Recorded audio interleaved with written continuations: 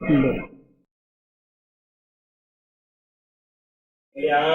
खुला चौथा पन्ना 1324। राम गुर पारस परस करीजै।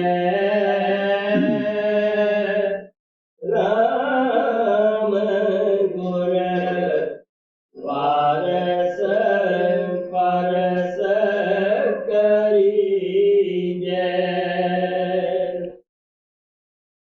बाणी श्री गुरु रामदास जी महाराज की है। संत महात्मा मालिक दे प्यारे, मालिक दे भगत हमेशा ही इस संसार मंडल ते आउंदे है। वो कोई कौम या मजहब बनाउण वास्ते नहीं आउंदे गे, ना वो सानू कोई लड़ाई करन वास्ते, कोई परेड सिखाउण वास्ते आउंदे है। उन्हां दा मकसद, उन्हां दा मिशन जो हुंदा है, परमात्मा की भगती करनी, परमात्मा की याद करनी, परमात्मा दे नाल मिलाप करना ही उन्हां दा मिशन हुंदा है। चाहे कोई संत सतयुग च आया, त्रेते द्वापर च आया, कलयुग विच आया, क्योंकि कबीर साहब अपनी बाणी दे अंदर लिखदे है कि मैं चौहां युगां दे अंदर आया।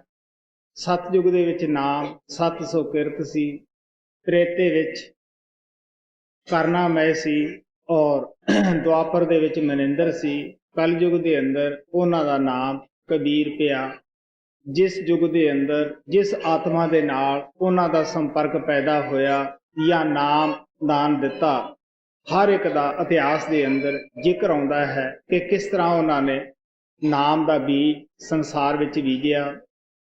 आप कहते हैं अग्नि लगी आकाश को, झड़ झड़ पैण अंगियार, संत न होते जगत में तो जल मरता संसार। ये संसार जिहड़ा है कहते बगैर अग तो जिस तरह झल्लां दे अंदर अग लग जाती है। सियाणा तो सुनते हुंदे सी, लेकिन जब मैं विश्व यात्रा दे उत्ते गया, आस्ट्रेलिया दे अंदर पहुंचिया, उत्थे आम झल्लां नूं, जंगल नूं अग लगी हुई सी।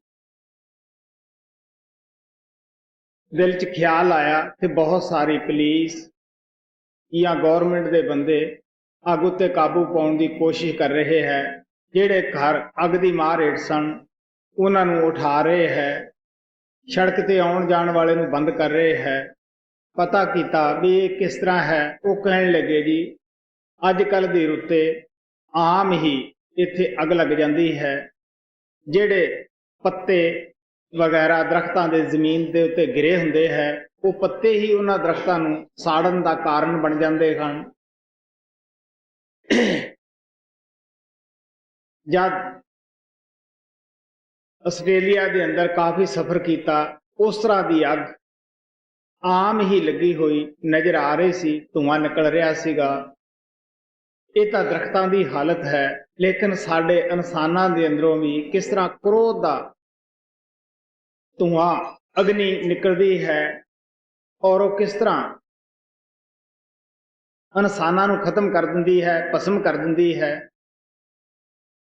इस वास्ते संत महात्मा मालिक दे प्यारे सानू दसदे है कि इन्हां चीज़ां तो बचण वास्ते सानू किसी ऐसे दी महात्मा की सोबत विच जाना पएगा जिहड़ा कि इस अग तो बचिया होया है।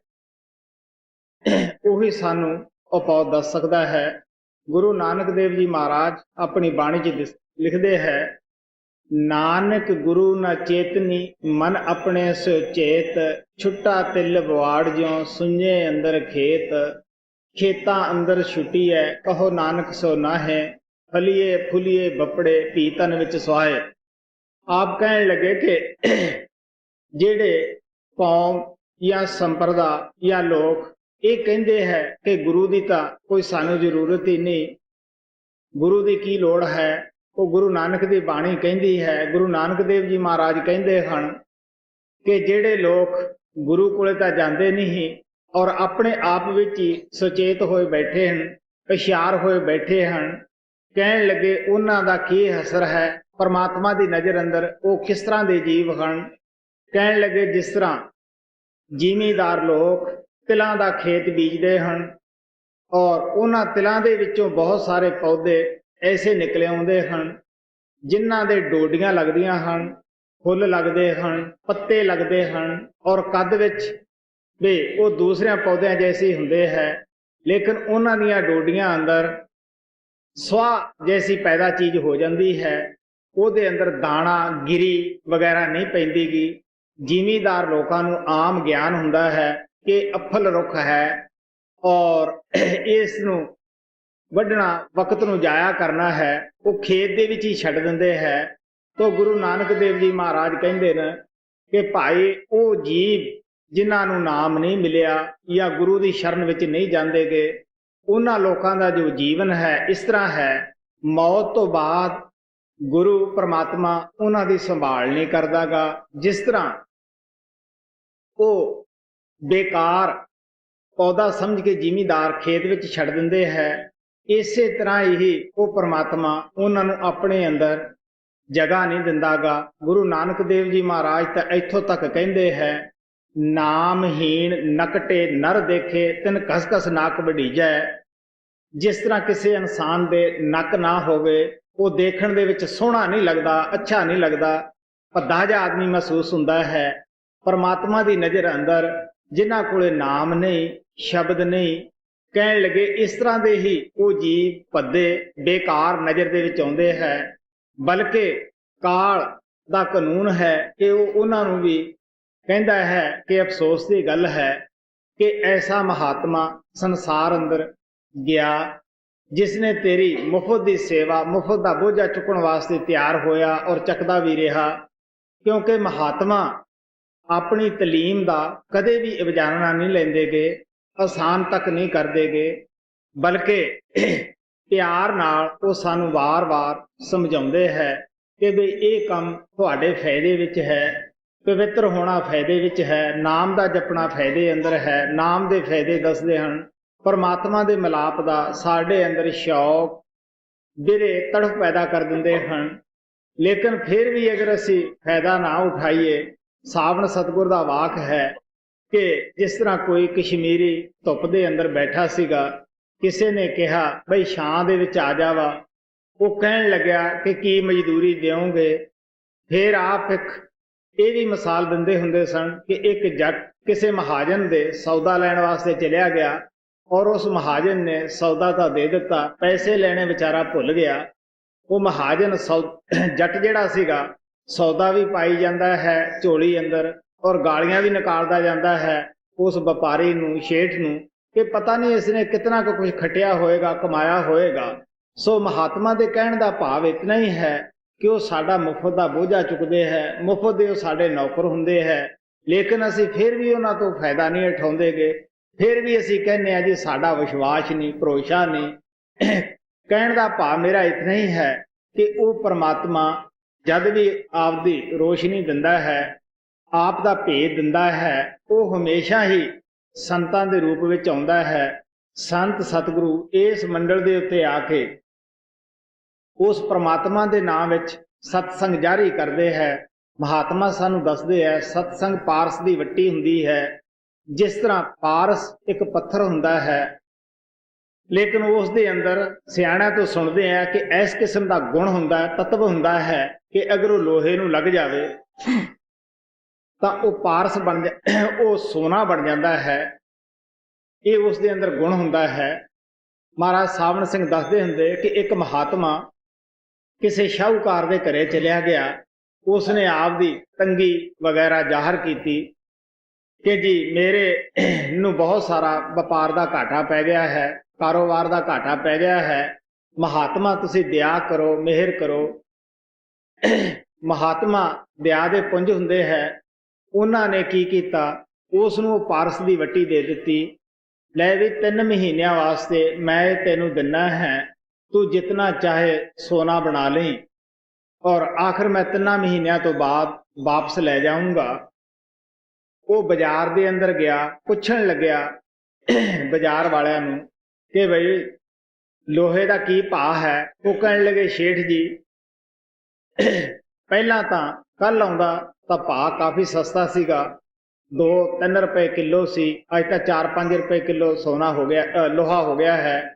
ਉਹ ਕਹਿਣ ਲੱਗਿਆ ਜਿੱਦੇ 2 ਰੁਪਏ ਕਿਲੋ ਹੋਇਆ ਉਹਦੇ ਲਊਂਗਾ, ਮੈਂ ਐਡਾ ਪਾਗਲ ਨਹੀਂ ਜੋ ਘਾਟੇਵੰਦ ਸੌਦਾ ਕਰਾਂ। ਇਸੇ ਤਰ੍ਹਾਂ ਫੇਰ ਕਿਤੇ 2-3 ਮਹੀਨਿਆਂ ਤੋਂ ਜਾ ਗਿਆ, ਉਹ ਪੁੱਛਣ ਲੱਗਿਆ ਕਿ ਲੋਹੇ ਦਾ ਕੀ ਭਾਅ ਹੈ? ਉਹ ਕਹਿਣ ਲੱਗੇ ਕੱਲ ਤਾਂ 6-7 ਰੁਪਏ ਕਿਲੋ ਸੀਗਾ ਔਰ ਅੱਜ 10-12 ਰੁਪਏ ਕਿਲੋ ਹੈ। ਉਹ ਕਹਿਣ ਲੱਗਿਆ ਜਦ 6-7 ਰੁਪਏ ਕਿਲੋ ਹੋਏਗਾ ਮੈਂ ਫੇਰ ਲਊਂਗਾ, ਮੈਂ ਘਾਟੇ ਬੰਦਾ ਸੌਦਾ ਨਹੀਂ ਕਰਦਾਗਾ। ਲੇਕਿਨ ਉਸ ਨੂੰ ਪਤਾ ਨਹੀਂ ਕਿ ਆਖਰ ਜੇ ਲੋਹਾ ਮਹਿੰਗਾ ਆਏਗਾ, ਸੋਨੇ ਦੀ ਧਾਤ ਵੀ ਉਸਸੇ ਜ਼ਿਆਦਾ ਮਹਿੰਗੀ ਹੋਏਗੀ, ਬੜਾ ਪੈਸਾ ਵਟਿਆ ਜਾਏਗਾ। ਆਖਰ ਸਲਾਹਾਂ ਕਰਦਾ ਕਰਦਾ ਹੀ ਵਕਤ ਆ ਗਿਆ, ਮਹਾਤਮਾ ਟਾਈਮ ਦੇ ਉੱਤੇ ਆਏ। ਕਿਉਂ ਵੀ ਭਗਤਾ ਕੋਈ ਸੋਨਾ ਬਣਾਇਆ, ਕੋਈ ਅੱਛਾ ਤਾਂ ਵਪਾਰ ਕੀਤਾ, ਕਾਰੋਬਾਰ ਕੀਤਾ।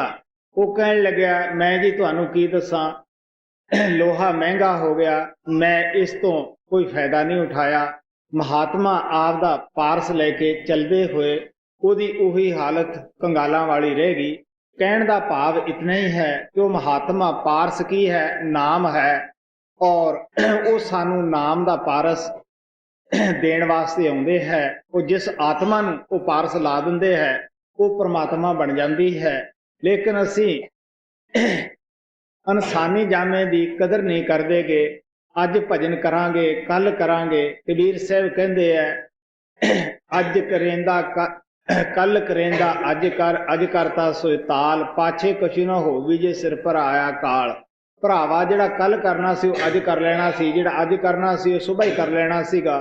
ਕਹਿਣ ਦਾ ਭਾਵ ਇਤਨਾ ਹੀ ਹੈ ਕਿ ਅਸੀਂ ਪਲੈਨਿੰਗਾਂ ਬਣਾਉਂਦੇ ਬਣਾਉਂਦੇ ਵਕਤ ਆਪਣਾ ਖਰਾਬ ਕਰ ਜਾਂਦੇ ਹਾਂ। ਸਾਨੂੰ ਇਹ ਨਹੀਂ ਪਤਾ ਕਿ ਪਰਮਾਤਮਾ ਦੀ ਕੀ ਪਲੈਨਿੰਗ ਹੈ, ਕੀ ਉਸ ਦਾ ਸਲਾਹ ਹੈ, ਕੀ ਮਸ਼ਵਰਾ ਹੈ। ਅਸੀਂ ਆਪਣੀ ਪਲੈਨਿੰਗ ਦੇ ਮੁਤਾਬਕ ਪਰਮਾਤਮਾ ਨੂੰ ਚਲਾਉਣਾ ਚਾਹੁੰਦੇ ਹਾਂ। ਸੋ ਮਹਾਤਮਾ ਆ ਕੇ ਸਾਨੂੰ ਉਹ ਨਾਮ ਦਾ ਪਾਰਸ ਦਿੰਦੇ ਹੈ, ਲੇਕਿਨ ਅਸੀਂ ਦਲੀਲਾਂ ਕਰਦੇ ਕਰਦੇ ਵਕਤ ਖਰਾਬ ਕਰ ਜਾਂਦੇ ਹਾਂ। ਟਾਈਮ ਆਉਂਦਾ ਹੈ, ਇਹ ਜਿਸਮ ਤੋਂ ਸਾਨੂੰ ਅਲੱਗ ਕੀਤਾ ਜਾਂਦਾ ਹੈ। ਕੋਈ ਨਹੀਂ ਪੁੱਛਦਾਗਾ ਕਿ ਤੂੰ ਸਾਰੇ ਕੰਮ ਕਰ ਲਏ ਹੈ। ਕੋਈ ਇਹ ਵੀ ਨਹੀਂ ਕਹਿ ਸਕਦਾ ਕਿ ਮੇਰੇ ਸਾਰੇ ਸੰਸਾਰ ਦੇ ਕੰਮ ਪੂਰੇ ਹੋ ਗਏ ਹੈ। ਕਿਸੇ ਦੇ 10 ਪੂਰੇ ਹੋ ਗਏ, 5 ਰਹਿ ਗਏ, ਕਿਸੇ ਦੇ 5 ਪੂਰੇ ਹੋਏ, 10 ਰਹਿ ਜਾਂਦੇ ਹੈ। ਸੋ ਮਹਾਤਮਾ ਪਿਆਰ ਦੇ ਨਾਲ ਦੱਸਦੇ ਹੈ ਜੋ ਅਸੀਂ ਕੰਮ ਕਰਨਾ ਹੈ ਉਹ ਕਰਦੇ ਨਹੀਂ। ਉਹ ਕੰਮ ਹੈ ਸਤਸੰਗ ਦੇ ਵਿੱਚ ਆਉਣਾ, ਨਾਮ ਦੀ ਕਮਾਈ ਕਰਨੀ ਔਰ ਆਪਣੇ ਆਪ ਨੂੰ ਉਹ ਸ਼ਬਦ ਨਾਮ ਦੇ ਨਾਲ ਜੋੜੀ ਰੱਖਣਾ। ਸੋ ਇਸ ਵਾਸਤੇ ਮਹਾਤਮਾ ਸਾਨੂੰ ਪਿਆਰ ਨਾਲ ਦੱਸਦੇ ਹੈ ਕਿ ਜਦ ਤੱਕ ਅਸੀਂ ਐਸੇ ਮਹਾਤਮਾ ਦੀ ਸ਼ਰਨ ਵਿੱਚ ਨਹੀਂ ਜਾਂਦੇਗੇ ਕਿ ਜਿਹੜਾ ਜੁੜਿਆ ਹੋਵੇ, ਕਿਉਂਕਿ ਜੁੜਿਆ ਜੋੜ ਸਕਦਾ ਹੈ, ਜਿਹੜਾ ਪਾਰਸ ਦਾ ਕੰਮ ਕਰੇ। ਆਪ ਪਿਆਰ ਦੇ ਨਾਲ ਸਾਨੂੰ ਦੱਸਦੇ ਹੈ ਕਿ ਉਸ ਪਰਮਾਤਮਾ ਜਦੋਂ ਮਿਹਰ ਕਰਦਾ ਹੈ ਫੇਰ ਹੀ ਐਸੇ ਮਹਾਤਮਾ ਦੇ ਨਾਲ ਮਿਲਾਪ ਹੁੰਦਾ ਹੈ। ਮੈਂ ਆਪਣੇ ਬਚਪਨੇ ਦੀ ਕਹਾਣੀ ਦੱਸਦਾ ਹੁੰਦਾ ਹੈ ਕਿ ਇਹ ਸਰੀਰ ਕਦੇ ਬਿਲਕੁਲ ਬੇਕਾਰ ਸੀ, ਜਿਸ ਦੀ ਕੌਡੀ ਕੋਈ ਮੁੱਲ ਨਹੀਂ ਸੀ। ਇਹ ਗਰੀਬ ਆਤਮਾ ਜਿਹੜੀ ਇਸ ਦੇ ਅੰਦਰ ਸਫ਼ਰ ਕਰ ਰਹੀ ਸੀ, ਇਹ ਵੀ ਤੜਫ ਰਹੀ ਸੀ ਕਿ ਕੀ ਕਦੇ ਮੈਨੂੰ ਵੀ ਐਸਾ ਗੁਰੂ, ਐਸਾ ਨਾਮ ਮਿਲ ਜਾਏਗਾ ਜਿਸ ਦੇ ਨਾਲ ਮੁਕਤੀ ਹੋਏਗੀ। ਕਿ ਐਸਾ ਗੁਰੂ, ਮੈਂ ਆਮ ਤੌਰ ਦੇ ਉੱਤੇ ਸਿੱਖ ਇਤਿਹਾਸ ਪੜ੍ਹਦਾ ਹੁੰਦਾ ਸੀਗਾ ਕਿ ਮੈਨੂੰ ਵੀ ਮਿਲ ਜਾਏਗਾ। ਉਹ ਕਿਹੇ ਜਿਹੇ ਸਿੱਖ ਸਨ ਜਿਹੜੇ ਆਪਣੇ ਗੁਰੂ ਤੇ ਭਰੋਸਾ ਲਿਆਉਂਦੇ ਸਨ, ਔਰ ਉਹ ਕਿਹੇ ਜਿਹੇ ਸਿੱਖ ਸਨ ਜੋ ਉਹਨਾਂ ਦੇ ਉੱਤੇ ਉਪਾਅ ਲੈ ਆਉਂਦੇ ਸਨ। ਐਸੀਆਂ ਦਿਲ ਦੇ ਅੰਦਰ ਹਮੇਸ਼ਾ ਹੀ ਗੱਲਾਂ ਚੱਲਦੀਆਂ ਰਹਿੰਦੀਆਂ, ਲੇਕਿਨ ਇਸ ਮਸਲੇ ਨੂੰ ਬਗੈਰ ਉਸ ਪਰਮ ਪਿਤਾ ਕਿਰਪਾਲ ਦੇ ਕੋਈ ਹੱਲ ਨਾ ਕਰ ਸਕਿਆ। ਬਚਪਨੇ ਤੋਂ ਹੀ ਇਸ ਆਤਮਾ ਦੇ ਅੰਦਰ ਤੜਪ ਸੀ, ਪਿਆਰ ਸੀ। ਜਦ ਤੜਪ ਪ੍ਰਬਲ ਹੁੰਦੀ ਗਈ, ਤੁਹਾਨੂੰ ਪਤਾ ਹੀ ਹੈ ਪਿਆਸੇ ਨੂੰ ਜਦ ਤੱਕ ਪਾਣੀ ਨਾ ਮਿਲੇ ਉਹਦੀ ਪਿਆਸ ਦੂਰ ਨਹੀਂ ਹੁੰਦੀ ਗੀ। ਇਸੇ ਤਰ੍ਹਾਂ ਜਦ ਸਾਡੇ ਦਿਲ ਦੇ ਅੰਦਰ ਉਸ ਪਰਮਾਤਮਾ ਦੀ ਤੜਪ ਹੁੰਦੀ ਹੈ, ਜਦ ਅਸੀਂ ਪਰਮਾਤਮਾ ਨੂੰ ਹੀ ਮੰਗਦੇ ਹਾਂ, ਉਹ ਪਰਮਾਤਮਾ ਤੋਂ ਵੀ ਰਿਹਾ ਨਹੀਂ ਜਾਂਦਾ। ਮੈਂ ਕੱਲ ਸਤਸੰਗ ਦੇ ਅੰਦਰ ਦੱਸਿਆ ਸੀਗਾ ਕਿ ਜਦ ਬੱਚਾ ਮਾਤਾ ਦੇ ਦੁੱਧ ਵਾਸਤੇ ਰੋਂਦਾ ਹੈ, ਮਾਤਾ ਤੋਂ ਵੀ ਨਹੀਂ ਰਿਹਾ ਜਾਂਦਾਗਾ, ਔਰ ਉਹ ਵੀ ਬੇਸਬਰੀ ਹੋ ਕੇ ਬੱਚੇ ਨੂੰ ਛਾਤੀ ਨਾਲ ਲਾ ਲੈਂਦੀ ਹੈ। ਇਸੇ ਤਰ੍ਹਾਂ ਜਦ ਤੱਕ ਅਸੀਂ ਦੁਨੀਆ ਦੀ ਖੇਲਾਂ ਦੇ ਵਿੱਚ ਲੱਗੇ ਹੋਏ ਹਾਂ, ਉਹਨਾਂ ਚਿਰ ਉਹ ਪਰਮਾਤਮਾ ਵੀ ਸੋਚਦਾ ਹੈ ਕਿ ਇਸ ਨੂੰ ਖੇਲਾਂ ਖੇਲ ਲੈਣ ਦਿਓ। ਲੇਕਿਨ ਜਦ ਅਸੀਂ ਉਸ ਪਰਮਾਤਮਾ ਵਾਸਤੇ ਤੜਪ ਉੱਠਦੇ ਹਾਂ, ਉਦੋਂ ਕੀ ਹੈ ਕਿ ਉਹ ਪਰਮਾਤਮਾ ਵੀ ਨਹੀਂ ਰਹਿੰਦਾ। ਗਾ ਉਹ ਸਾਨੂੰ ਛਾਤੀ ਨਾਲ ਲਾ ਲੈਂਦਾ ਹੈ। ਸੋ ਮਹਾਤਮਾ ਦੇ ਸਮਝਾਉਣ ਦਾ ਭਾਵ ਇਤਨਾ ਹੀ ਹੈ ਕਿ ਜਦ ਉਹਨਾਂ ਮਹਾਤਮਾ ਦੇ ਨਾਲ ਮਿਲਾਪ ਹੁੰਦਾ ਹੈ, ਜੈਸੀ ਜੈਸੀ ਕਿਸੇ ਦੀ ਮੰਗ ਹੁੰਦੀ ਹੈ ਵੈਸਾ ਵੈਸਾ ਉਹ ਦਿੰਦਾ ਹੈ ਕਿ ਬਿਨਾਂ ਬੋਲਿਆਂ ਉਹ ਸਾਰਾ ਕੁਝ ਜਾਣਦਾ ਹੈ। ਲੇਕਿਨ ਅਸੀਂ ਅਜੀਬ ਹੀ ਕਿਸਮ ਦੇ ਜੀਵ ਹੁੰਦੇ ਹਾਂ। ਜਦ ਅਸੀਂ ਸੰਤ ਸਤਿਗੁਰੂ ਦੀ ਸ਼ਰਨ ਵਿੱਚ ਜਾਂਦੇ ਹਾਂ, ਉਹ ਸਾਨੂੰ ਨਾਮ ਦੇ ਕੇ ਇਸ ਬਲਦੀ ਔਰ ਸੜਦੀ ਦੁਨੀਆ ਦੇ ਵਿੱਚੋਂ ਕੱਢਣ ਵਾਸਤੇ ਆਉਂਦੇ ਆ, ਕੱਢਣ ਦੀ ਕੋਸ਼ਿਸ਼ ਕਰਦੇ ਆ। ਲੇਕਿਨ ਅਸੀਂ ਫੇਰ ਫਸਣ ਵਾਸਤੇ ਹੀ ਦੁਨੀਆ ਦੀਆਂ ਚੀਜ਼ਾਂ ਇੱਥੇ ਮੰਗ ਰਹੇ ਹਾਂ। ਗੁਰੂ ਨਾਨਕ ਸਾਹਿਬ ਕਹਿੰਦੇ ਆ, ਦੇਂਦਾ ਦੇ ਲੈਂਦੇ ਥਕ ਪਾਹੇ। ਉਹ ਪ੍ਰਮਾਤਮਾ ਤਾਂ ਦਿੰਦਾ ਦਿੰਦਾ ਥੱਕਦਾ ਨਹੀਂਗਾ, ਲੇਕਿਨ ਅਸੀਂ ਹੁਣ ਗੁਰੂ ਨਾਨਕ ਸਾਹਿਬ ਕਹਿੰਦੇ ਲੈਂਦੇ ਲੈਂਦੇ ਥੱਕ ਗਏ ਹਾਂ। ਜਿੰਨਾ ਚਿਰ ਅਸੀਂ ਇਹਨਾਂ ਚੀਜ਼ਾਂ ਨੂੰ, ਦੁਨੀਆ ਦੀਆਂ ਦਾਤਾਂ ਨੂੰ, ਦੁਨੀਆ ਦੇ ਸਮਾਨ ਨੂੰ ਮੰਗਣੋਂ ਨਹੀਂ ਹਟਦੇਗੇ, ਉਹ ਪ੍ਰਮਾਤਮਾ ਤਾਂ ਦਿੰਦਾ ਹੈ, ਲੇਕਿਨ ਅਸੀਂ ਇਹਨਾਂ ਦੇ ਵਿੱਚ ਹੀ ਫਸ ਜਾਂਦੇ ਹਾਂ। 10 ਚੀਜ਼ਾਂ ਮੰਗਦੇ ਹਾਂ, ਫਿਰ 5 ਦੀ ਸਾਨੂੰ ਥੋੜ ਹੋ ਜਾਂਦੀ ਹੈ, ਹੋਰ 10 ਮੰਗਦੇ ਹਾਂ, ਫਿਰ 10 ਦੀ ਥੋੜ ਹੋ ਜਾਂਦੀ ਹੈ। ਸੋ ਮਹਾਤਮਾ ਸਾਨੂੰ ਦੱਸਦੇ ਆ, ਭੁੱਖਿਆਂ ਭੁੱਖ ਨਾ ਉਤਰੇ, ਬੰਨਾ ਪੁਰੀਆਂ ਭਾਰ। ਅਗਰ ਉਹ ਪ੍ਰਮਾਤਮਾ ਸਾਰੀ ਦੁਨੀਆ ਦਾ ਸੋਨਾ ਚਾਂਦੀ ਸਾਨੂੰ ਦੇ ਦੇਵੇ, ਅਸੀਂ ਫੇਰ ਕਿਹੜਾ ਕਹਿੰਦੇ ਆ ਵੀ ਸਾਨੂੰ ਸਬਰ ਹੈ, ਬਹੁਤ ਕੁਝ ਦੇ ਦਿੱਤਾ ਹੈ, ਲੇਕਿਨ ਫਿਰ ਵੀ ਕੁਛ ਨਾ ਕੁਛ ਅਸੀਂ ਮੰਗ ਹੀ ਰਹੇ ਹੋਵਾਂਗੇ। ਇਸੇ ਤਰ੍ਹਾਂ ਜਦ ਅਕਬਰ ਔਰ ਵੀਰਬਲ ਬਾਹਰ ਗਏ ਕਿਸੇ ਜੰਗਲ ਦੇ ਵਿੱਚ, ਉੱਥੇ ਦੂਰ ਨਿਕਲ ਗਏ, ਪਿਆਸ ਲੱਗੀ।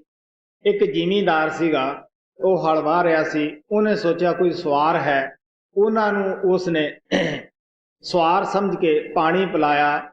ਬਾਦਸ਼ਾਹ ਅਕਬਰ ਖੁਸ਼ ਹੋ ਗਿਆ। ਉਸਨੇ ਉਸਨੂੰ ਪਟਾ ਇੱਕ ਲਿਖ ਕੇ ਦੇ ਦਿੱਤਾ ਕਿ ਵੀ ਤੈਂ ਸਾਡੀ ਜਾਨ ਬਚਾਈ ਹੈ, ਨਹੀਂ ਅਸੀਂ ਪਿਆਸੇ ਮਰ ਜਾਂਦੇ। ਤੈਨੂੰ ਕਿਸੇ ਵੀ ਟਾਈਮ ਜ਼ਰੂਰਤ ਹੋਵੇ ਤਾਂ ਤੂੰ ਮੇਰੇ ਪਾਸ ਆ ਜਾਏ, ਮੈਂ ਤੇਰੀ ਜ਼ਰੂਰਤ ਪੂਰੀ ਕਰ ਦੇਵਾਂਗਾ।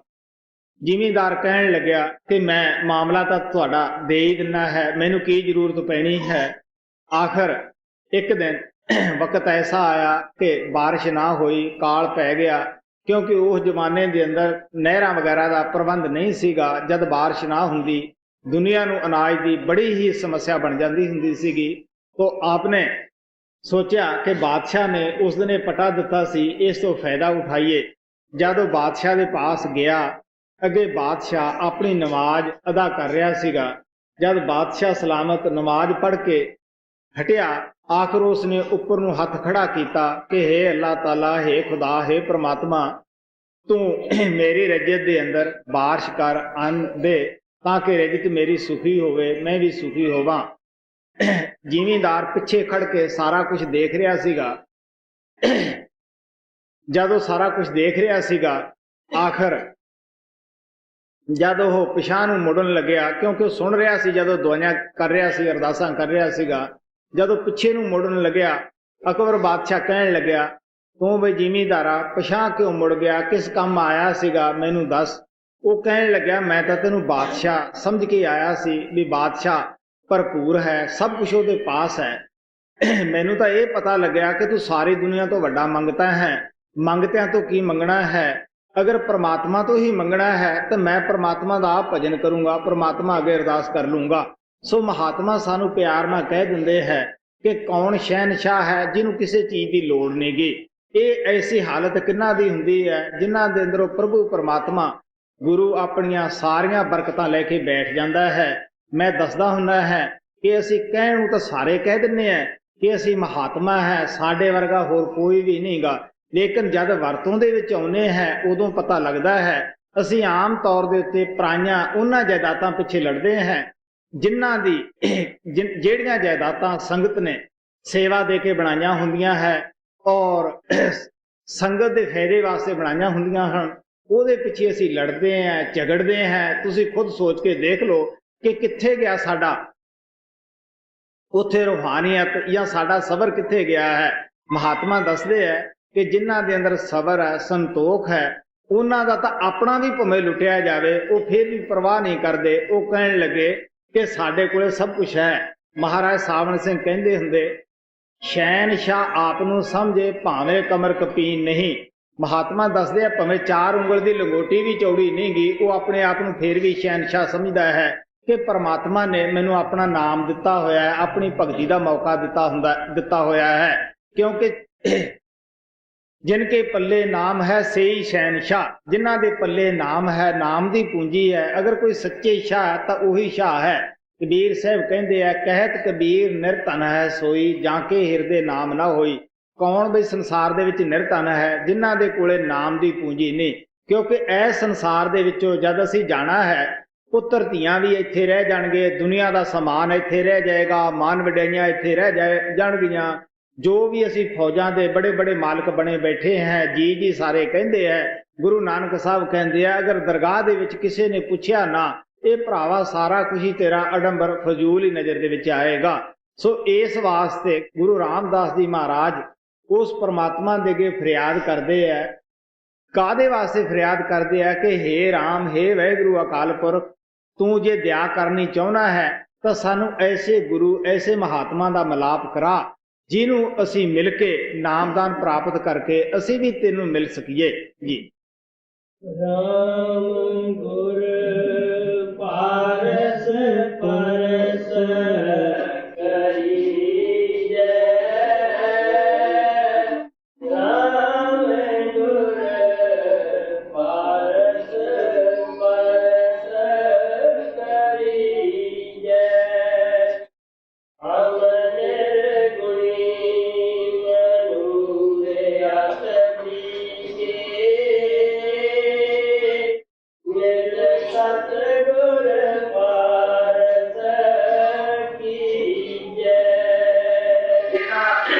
नाम प्रगट हो जाता है।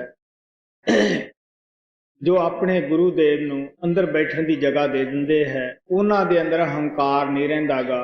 वो अपने आप नूं कुछ भी नहीं सदाउंदे गे। वो कहंदे है कि असीं तां अच्छा लोहा भी नहीं, मनूर कहंदे लोहे दी मैल नूं, कहण लगे असीं तां उदों भी भैड़े हैं। गुरु मिलिया तादी असीं पारस होए, तादी साडी कीमत पई, तादी साडा मुल पिया। इस वास्ते आप अपने गुरु दे अगे किन्ना निम्रता बयान करते हैं। लेकिन असीं हमेशा वास्ते हंकार जिहड़ा है ये बड़ा ही साडे अगे दीवार बन के खड़ जाता है। मैं आलम है, मैं फाजिल है, मैं गुणी ज्ञानी है, मेरे जैसा कौन है, मैं ही जो कुछ है सो है। सो महात्मा सानू प्यार दे नाल समझाउंदे है। महाराज सावन सिंह कहंदे हुंदे, किया कराया सब गया जब आया हंकार। जो कुछ हंकार करते हैं असी, अच्छा पुण्यदान करते हैं, नाम जपते हैं, जे पिछों हंकार करते हैं मैं करदा है, कहने लगे वो इस तरह असी कर लेने हैं जिस तरह अच्छा पला बना के उत्ते स्वाह दा धूड़ा दे लईए। इस वास्ते महात्मा दसदे है कि ये तां किस दी, मैं तां मेरे अंदर कोई गुण नहीं, मैं तां लोहे दी मैल जैसा है। अगर कोई गुण है तां वो गुरु दा है। अगर मैनू चंगा बनाया तां भी मेरे गुरु ने ही बनाया। मैं हमेशा दसदा हुंदा है कि मेरे बड़े उच्चे भाग सन, मैनू वो परम पिता कृपाल घर आके मिलिया। क्योंकि महाराज सावन सिंह कहंदे हुंदे सीगे, फर्ज करो किसी दे घर करोड़ रुपया दबिया होए, बहुत सारा सोना दबिया होए, वो बाहर बेचारा कौडी कौडी मंगदा मर जाए, भुखा मर जाए। कोई आदमी जिसनों कि उहदे घर दा ज्ञान हुंदा है, वो उस ते तरस खा के दसदा है कि भरावा तू बाहर कौडी कौडी मंगदा है, भुखा मरदा है, तू अपने घर दी फलानी जगह नूं खोदे तो उत्थों तैनूं सोना मिल जाएगा, धन मिल जाएगा। हुण उहदे दस्से मुताबक सोना भाल लैंदा है, अपनी अच्छी जिंदगी सोने नूं वेच के बतीत करदा है। हुण तुसीं सोच लो कि वो किस दा धन्नवाद करे, सोने दा करे या सोने नूं लुभाउण वाले दा। क्योंकि सोना तो उसके घर अंदर पहला भी मौजूद सी, लेकिन उस बेचारे नूं पता नहीं सीगा, वो भुखा मरदा सीगा। इस वास्ते सोने नूं लुभाउण वाले दा धन्नवाद करदा है। मैं दसदा हुंदा कि वो जुगां जुगां तो परमात्मा जिहड़ा कि मेरे अंदर सी, जिहदे होण नाल कि मैं बड़ा परेशान सी, दुखी सी, वो जुगां जुगां तो मेरे अंदर सी, लेकिन मैं उसनूं मिल ना सकिया, शांति प्राप्त ना कर सकिया।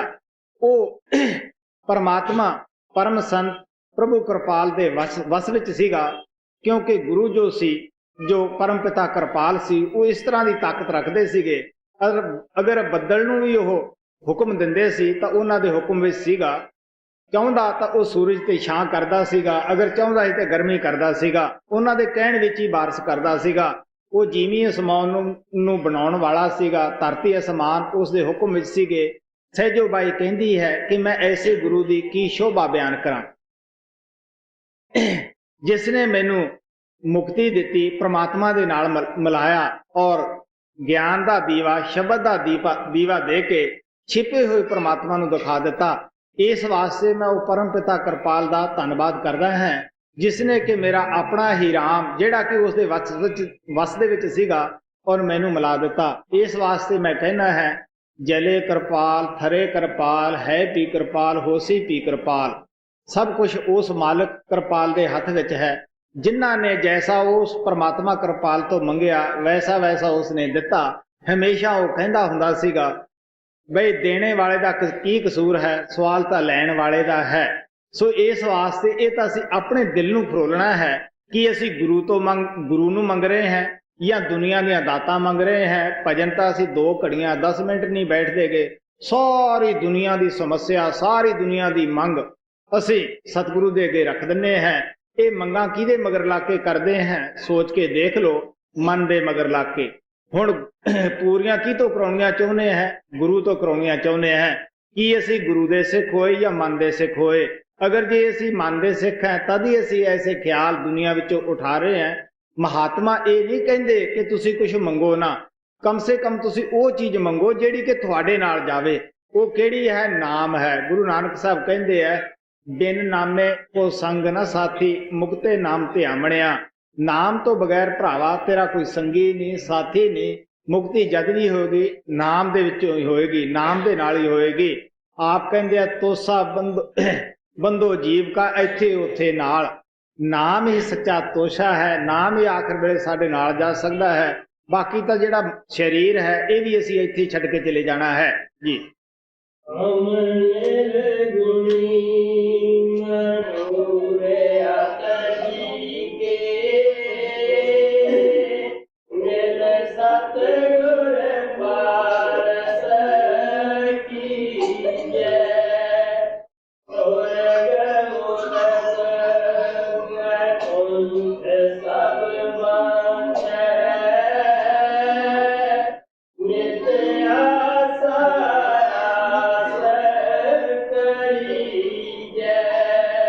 ਹੁਣ ਆਪ ਦੁਨੀਆ ਦਾ ਫੋਟੋ ਖਿੱਚ ਕੇ ਸਾਡੇ ਅੱਗੇ ਰੱਖਦੇ ਹੈ ਕਿ ਦੁਨੀਆ ਦੇ ਜੀਵ ਕਿਸ ਤਰ੍ਹਾਂ ਦੀ ਭਗਤੀ ਕਰਦੇ ਹੈ, ਕੀ ਆਸਾ ਰੱਖ ਕੇ ਦਾਨ ਕਰਦੇ ਹੈ, ਕੀ ਆਸਾ ਰੱਖ ਕੇ ਉਹ ਭਜਨ ਕਰਦੇ ਹੈ।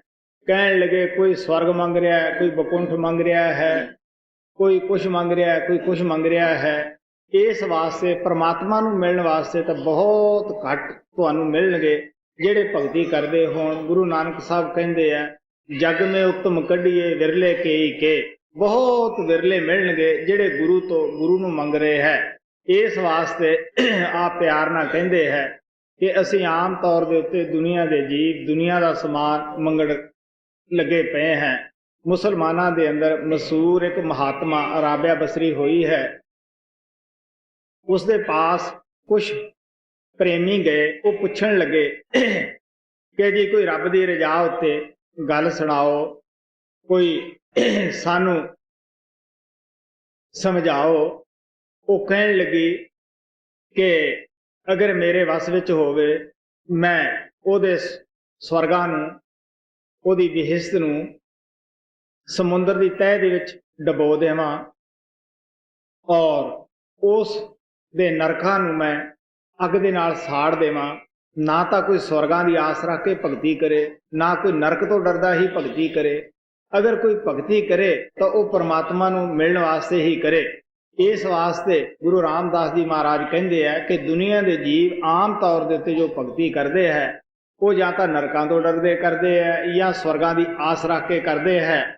ਮੈਂ ਸ਼ੁਰੂ ਦੇ ਅੰਦਰ ਦੱਸਦਾ ਹੁੰਦਾ ਹੈ ਕਿ ਆਰਮੀ ਦੇ ਅੰਦਰ ਜਦ ਗਿਆ, ਉੱਥੇ ਪਤਾ ਲੱਗਿਆ ਕੋਈ ਮਹਾਤਮਾ ਮਿਲਿਆ। ਉਹ ਕਹਿਣ ਲੱਗਿਆ, ਅਗਰ ਆਰਮੀ ਦੇ ਅੰਦਰ ਬੰਦਾ ਲੜਾਈ ਦੇ ਦਿਨਾਂ 'ਚ ਮਰ ਜਾਵੇ ਤਾਂ ਉਹ ਸਵਰਗਾਂ ਤੱਕ ਜਾਂਦਾ ਹੈ। ਮੈਂ ਬਾਬਾ ਬਿਸ਼ਨ ਦਾਸ ਕੋਲੇ ਇਹ ਸਵਾਲ ਪੈਦਾ ਕੀਤਾ ਕਿ ਜੀ ਮੈਂ ਸੁਣਿਆ ਬੰਦਾ ਸਵਰਗਾਂ 'ਚ ਚਲਿਆ ਜਾਂਦਾ ਹੈ।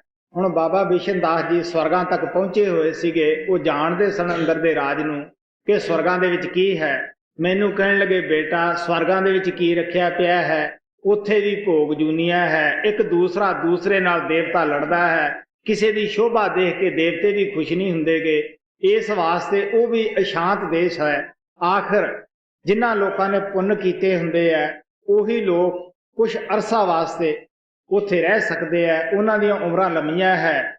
ਆਖਰ ਉਹ ਵੀ ਦੇਵਤੇ ਜਿਹੜੇ ਹੈ ਇਨਸਾਨੀ ਜਾਮੇ ਨੂੰ ਲੋਚਦੇ ਹੈ। ਕਬੀਰ ਸਾਹਿਬ ਕਹਿੰਦੇ ਹੈ, ਇਸ ਦੇਹੀ ਕੋ ਸਿਮਰੇ ਦੇਵ ਸਾ ਦੇਹੀ ਭਜ ਹਰ ਕੀ ਸੇਵ।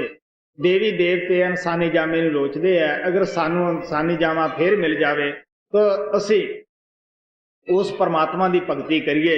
ਭਜੋ ਗੋਬਿੰਦ ਭੂਲ ਮਤ ਜਾਓ, ਮਾਨਸ ਜਨਮ ਕਾ ਇਹੀ ਲਾਹੋ। ਹੁਣ ਕਹਿੰਦੇ ਹੁਣ ਭੁੱਲੋ ਨਾ, ਮਾਨਸ ਜਨਮ ਦਾ ਅਗਰ ਕੋਈ ਲਾਹਾ ਹੈ ਤਾਂ ਇਹੀ ਹੈ। ਇਸ ਵਾਸਤੇ ਆਪ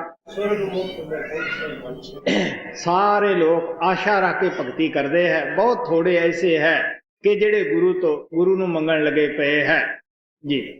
ਸੁਰਗ ਮੁਕਤ ਮੈਂ ਕੁੰਠ ਸਭ ਵਾਂਝੈ, ਨਿਤ ਆਸਾ ਆਸ ਕਰੀਜੈ। ਹਰਿ ਦਰਸ਼ਨ ਕੇ ਜਨ ਮੁਕਤ ਨ ਮੰਗੈ, ਮਿਲ ਦਰਸ਼ਨ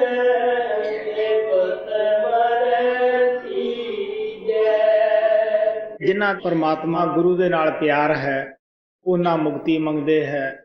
ਦੁਨੀਆ ਦਾ ਸਮਾਨਤਾ ਉਹਨਾਂ ਦੀ ਨਜ਼ਰ ਦੇ ਅੰਦਰ ਤੁੱਛ ਵੀ ਨਹੀਂ ਹੁੰਦਾਗਾ, ਕੁਛ ਵੀ ਨਹੀਂ ਹੁੰਦਾਗਾ। ਉਹ ਹਮੇਸ਼ਾ ਚਾਹੁੰਦੇ ਹੈ ਕਿ ਹੇ ਸਤਿਗੁਰੂ ਤੂੰ ਸਾਡੇ ਅੱਗੇ ਖੜਾ ਰਹਿ, ਮੈਂ ਤੈਨੂੰ ਤੱਕਦਾ ਰਵਾਂ।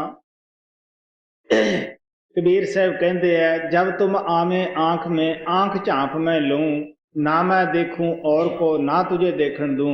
हे प्रीतम सतगुरु, अगर तू मेरी अख दे अंदर आ जावे, मैं अख बंद कर लवां, ना मैं ही किसी नूं देखा, ना कोई किसी नूं तैनूं देखण देवां। यह है उन्हां दा प्यार जिन्हां दे सच्चे दिल हुंदे है और सच्ची जिहड़ी आत्मा हुंदी है वह हमेशा गुरु दे नाल इस किस्म का प्यार उन्हां दा हुंदा है। कोई मुक्ति तक नहीं मंगदे गे, अगर मंगते हैं तो ददारदे है, उस झलकदे है। गुरु अर्जन देव जी महाराज कहते हैं, सज्जन मुख अनूप अठे पैर निहाल सा, फिरदा किते हाल जे डिठा तां मन तोरा पिया। कहण लगा मेरा दिल करदा है कि उस मनमोहनी मूर्त नूं मैं देखदा रवां, अगर एक सेकंड भी मैनूं उहदा दर्शन नहीं हुंदागा तो मैं बौरियां दी तरह फिरदा है। इस वास्ते आप प्यार नाल दसदे है कि जिन्हां दे दिलां दे अंदर प्यार है, मुहब्बत है, वो की करते हैं, दर्शन नहीं मंगते है। झाकी दिलवर वाली वाजो तन्नू जानन मुरदा, वो हमेशा तन्नू मुरदा समझते है जिन्ना चिकर उन्हां दा प्यारा अंदर दर्शन नहीं दिंदागा। महाराज सावण सिंह अपने बाबा जी दे 200 संगियां दी कहानी सुणाउंदे हुंदे सन। बडाली दे 2 जट सन जो बाबा जैमल सिंह दे नाम लेवा सन। एक दा नाम राम दत्ता सी, दूसरे दा नाम मच्छर सीगा। वो रोज बाबा जैमल सिंह दे अंदर दर्शन करते हुंदे सन। भादों दा महीना सी, बड़ी गर्मी सी, मक्की नूं पानी दे रहे सन। मच्छर राम दत्ते नूं कहण लग्या कि बाबा जी दे दर्शन होए। वो कहण लग्या नहीं होए। तैनूं होए? कहण लग्या मैनूं भी नहीं होए। वो कहण लगे मक्की सुकू तां गुरु दी सुकूगी। आखिर दोने जाने भजन व्यास दे उत्ते बैठे, क्योंकि प्रेमियां दे सतगुरु भी इम्तिहान लै लैंदा है कि भला इन्हां दा किन्ना कनेचा और विश्वास है। 1 घंटे बाद उन्हां नूं दर्शन होए, उन्हां ने दर्शन भी कीते और मक्की नूं पानी भी दिता। कहण दा भाव इतना है कि जिन्हां नूं गुरु नाल प्यार है वो दुनिया दे समान दी परवाह नहीं करदे गे। वो कहंदे है कि गुरु दा दर्शन मिल जावे, भावें कुछ भी होके मिल जावे। हाँ जी। हरे दर्शन के जन मुक्त न मांगे, मिल दर्शन त्रिपत मन कीजे। माया मोह सबल है पारी, मोह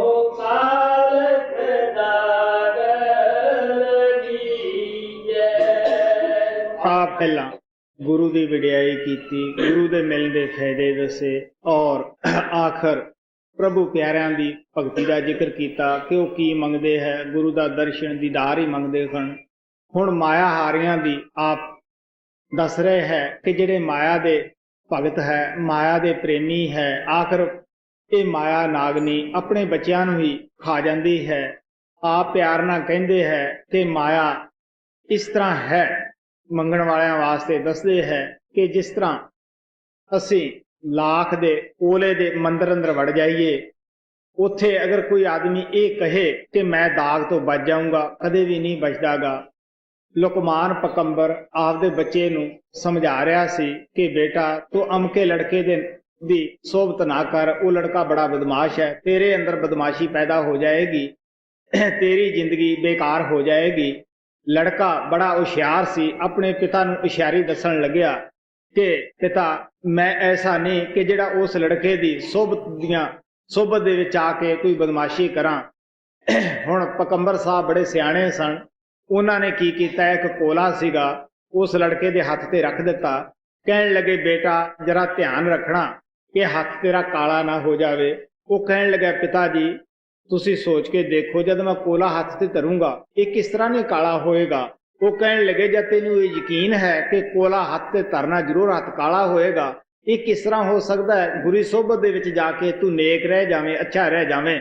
ਜੈਸੀ ਸੰਗਤ ਵੈਸੀ ਰੰਗਤ, ਜਦ ਅਸੀਂ ਬੁਰੇ ਆਦਮੀ ਦੀ ਸੰਗਤ ਕਰਾਂਗੇ ਉਹਦਾ ਖਿਆਲ ਸਾਡੇ ਉੱਤੇ ਜ਼ਰੂਰ ਅਸਰ ਕਰੇਗਾ। ਸੋ ਇਸ ਵਾਸਤੇ ਮਹਾਤਮਾ ਪਿਆਰ ਦੇ ਨਾਲ ਕਹਿੰਦੇ ਹੈ ਕਿ ਜਿਹੜੇ ਮਾਇਆ ਦੇ ਭਗਤ ਹੈ, ਆਖਰ ਮਾਇਆ ਨੇ ਉਹਨਾਂ ਨੂੰ ਫਸਾ ਲੈਣਾ ਹੈ, ਉਹ ਇੱਥੋਂ ਜੁਗਰੇ ਰਹਿ ਜਾਂਦੇ ਹੈ ਜੀ। ਮਾਇਆ ਮੋਹ ਸਬਲ ਹੈ ਪਾਈ, ਮੋਹ ਕਾਲ ਖਦਾਗ ਲੜੀ ਜੈ। ਮੇਰੇ ਠਾਕੁਰ ਕੇ ਜਨ ਅਰਬਦ ਹੈ ਮੁਕਤੇ,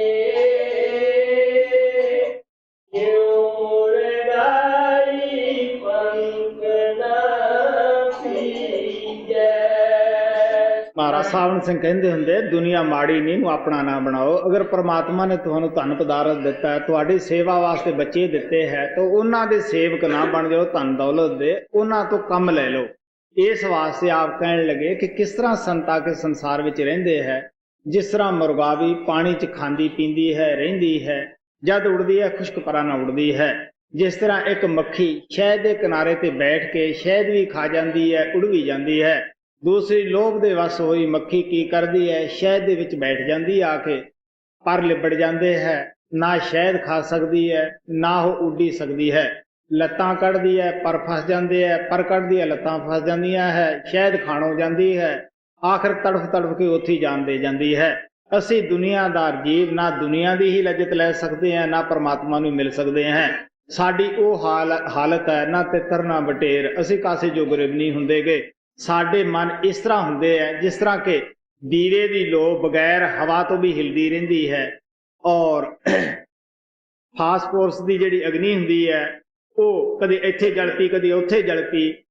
ਗਰਮੀਆਂ ਦੇ ਦਿਨਾਂ ਵਿੱਚ ਸਾਡੇ ਰਾਜਸਥਾਨ ਦੇ ਅੰਦਰ ਆਮ ਇਹ ਕੌਤਕ ਹੁੰਦਾ ਰਹਿੰਦਾ ਹੈ, ਆਮ ਲੋਕ ਉਹਨੂੰ ਭੂਤਾਂ ਦੀ ਅਗਨੀ ਕਰਕੇ ਵੀ ਬਿਆਨ ਕਰਦੇ ਹੈ। ਇਸੇ ਤਰ੍ਹਾਂ ਜਿਹੜਾ ਕਛੂਆ ਹੁੰਦਾ ਹੈ, ਉਸ ਦੇ ਜੋ ਦਾਤਰੇ ਜਾਂ ਪੈਰ ਹੁੰਦੇ ਹੈ ਉਹ ਪਲੇ ਪਲੇ ਬਾਹਰ ਨਿਕਲਦੇ ਆ, ਫਿਰ ਅੰਦਰ ਹੁੰਦੇ ਆ, ਬਾਹਰ ਹੁੰਦੇ ਅੰਦਰ ਹੁੰਦੇ ਹੈ। ਇਹੀ ਹਾਲਤ ਸਾਡੀ ਦੁਨੀਆਦਾਰਾਂ ਦੇ ਮਨ ਦੀ ਹੈ। ਮਨ ਬਗੈਰ ਕਿਸੇ ਮਤਲਬ ਤੋਂ ਸਾਡਾ ਹਿਲਦਾ ਡੁਲਦਾ ਰਹਿੰਦਾ ਹੈ, ਦੁਨੀਆ ਦੇ ਵਿੱਚ ਸਾਨੂੰ ਫਸਾਉਂਦਾ ਰਹਿੰਦਾ ਹੈ, ਸੰਕਲਪ ਬੇਕਲਪ ਹਮੇਸ਼ਾ ਹੀ ਅੰਦਰ ਉਠਾਉਂਦਾ ਰਹਿੰਦਾ ਹੈ। ਇਸ ਵਾਸਤੇ ਆਪ ਕਹਿੰਦੇ ਕਿ ਸਾਡਾ ਔਰ ਸੰਤਾਂ ਦੇ ਜੀਵਨ ਦਾ ਬੜਾ ਫਰਕ ਹੁੰਦਾ ਹੈ। ਉਹ ਮਰਗਾਵੀ ਦੀ ਤਰ੍ਹਾਂ ਇਸ ਸੰਸਾਰ ਵਿੱਚ ਰਹਿੰਦੇ ਹੈ, ਸੰਸਾਰ ਵਿੱਚ ਰਹਿੰਦੇ ਹੋਏ ਸੰਸਾਰ ਦੀਆਂ ਮੈਲਾਂ ਦੇ ਅੰਦਰ ਨਹੀਂ ਉਹ ਲਿਬੜਦੇ ਗਏ ਔਰ ਨਿਰਲੇਪ ਰਹਿੰਦੇ ਹੈ ਜੀ। ਮੇਰੇ ਠਾਕੁਰ ਕੇ ਜਨ ਅਰਬਦ ਹੈ ਮੁਕਤੇ, ਜਿਉ ਮੁਰਗਾਈ ਪੰਖ ਨਾ ਪੀਜੈ।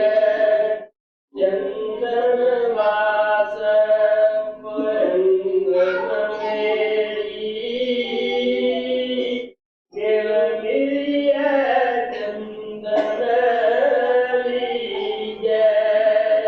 ਹੁਣ ਆਪ ਪਿਆਰ ਨਾਲ ਇੱਕ ਹੋਰ ਮਿਸਾਲ ਦੇ ਕੇ ਸਮਝਾਉਂਦੇ ਹੈ ਕਿ ਜਿਸ ਤਰ੍ਹਾਂ ਚੰਦਨ ਦੀ ਲੱਕੜੀ ਪ੍ਰਾਪਤ ਕਰਨੀ ਹੈ, ਜ਼ਹਿਰੀਲੇ ਸੱਪ ਆਪਣੀ ਤਪਸ਼ ਨੂੰ ਮਿਟਾਉਣ ਦੇ ਮਾਰੇ ਚੰਦਨ ਦੇ ਨਾਲ ਆ ਕੇ ਵਲੇਟੇ ਪਾ ਲੈਂਦੇ ਹੈ। ਹੁਣ ਅਗਰ ਕਿਸੇ ਨੇ ਚੰਦਨ ਲੈਣਾ ਹੈ ਤਾਂ ਪਹਿਲਾਂ ਸੱਪਾਂ ਦੇ ਡੰਗ ਤੋਂ ਬਚਣ ਦਾ ਉਪਾਅ ਕਰਨਾ ਪੈਂਦਾ ਹੈ।